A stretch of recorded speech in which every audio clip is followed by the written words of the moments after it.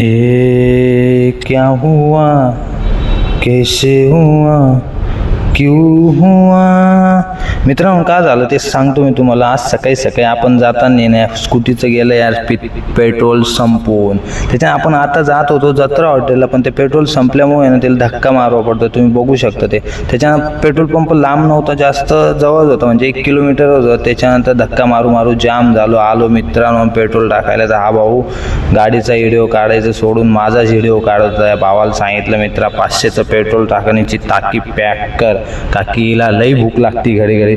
त्याच्यानंतर मित्रांनो याची टाकी वगैरे आपण केलेली आहे, तुम्ही बघू शकता पॅक. त्याच्यानंतर मित्रांनो आलो इथेच पंपाच्या समोर चहा प्यायला, की सकाळी सकाळी चहा प्यायची खूप इच्छा होऊन जाते.